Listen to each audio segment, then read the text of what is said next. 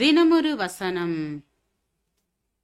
சங்கீதம் 119 வசனம் 65. கர்த்தாவே, உமது வசனத்தின்படி உமது அடியேனை நன்றாய் நடத்தினீர். என்னுடைய வேதாகமம் ஆசிரியர் தன்னுடைய கிழிந்து போன வேதாகமத்தை தூக்கி பிடித்து கொண்டு ஒவ்வொரு விசுவாசியும் வேதாகமத்தை பயன்படுத்தி ஒவ்வொரு 10 வருடங்களில் ஒவ்வொரு வேதாகமத்தை சேதப்படுத்த வேண்டும் என்று கூறியதை என்னால் மறக்க முடியாது. நம்முடைய வேதாகமங்கள் படிப்படியாக தாமாகவே கிழிந்து போகும் அளவிற்கு நாம் அவற்றை பயன்படுத்த வேண்டும் என்பதே அவருடைய கருத்தாகும்.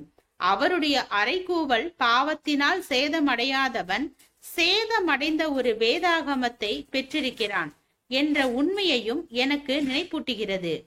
இது என்னுடைய வாழ்க்கையிலும் உண்மை என்று என்னால் நிச்சயமாக கூற முடியும். என்னுடைய வேதாகமத்தை நான் அதிகமாக பயன்படுத்தாத வருடங்களை குறித்து நான் பெருமைப்படுவது இல்லை. அந்த காலகட்டத்தில் என்னுடைய வேதாகமம் சேதமடைவதற்கு பதிலாக நான் சேதமடைந்து கொண்டிருந்தேன். ஆனால் ஆச்சரியப்படத்தக்க வகையில் தேவனுடைய வார்த்தையை குறித்த என்னுடைய வாஞ்சையை தூண்டுவதற்காக என்னுடைய இந்த நிலையை தேவன் பயன்படுத்தினார்.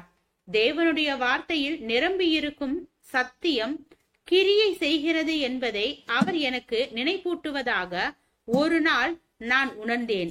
அந்த நேரத்திலிருந்து அந்த சத்தியங்களை என்னுடைய வாழ்க்கையில் செயல்படுத்த விரும்பினேன். அதற்கு பிறகு வேதாகமத்தை குற்றத்தை உணர்த்தும் புத்தகமாகவும் தூசியை சேகரிக்கும் புத்தகமாகவும் நான் நினைக்கவில்லை. சிறிது சிறிதாக நான் அதை வாசித்து புரிந்து கொண்டேன். முக்கியமான சொற்றொடர்களை கோடிட்டேன். நான் சேதமடைவதற்கு பதிலாக என்னுடைய வேதாகமம் சேதமடைந்தது. T.L. மூடியின் வேதாகமத்தில் பல பக்கங்களின் ஓரப்பகுதியில் அவர் பா மற்றும் நீ என்ற எழுத்துக்களை எழுதினார். பயன்படுத்தப்பட்டு நிரூபிக்கப்பட்டது என்பது அவ்வெழுத்துக்களின் பொருளாகும். அவர் தேவனுடைய வார்த்தைகளிலிருந்து வேத பகுதிகளை நடைமுறையில் பயன்படுத்துவதன் மூலம் அவை கிரியை செய்கின்றன என்பதை நிரூபித்தார். நீங்களும் அற்புதமாக கிரியை செய்யும் தேவனுடைய வார்த்தையை பயன்படுத்தி அதை நிரூபிக்க முடியும். ஜெபம். தேவனுக்கு ஸ்தோத்திரம்.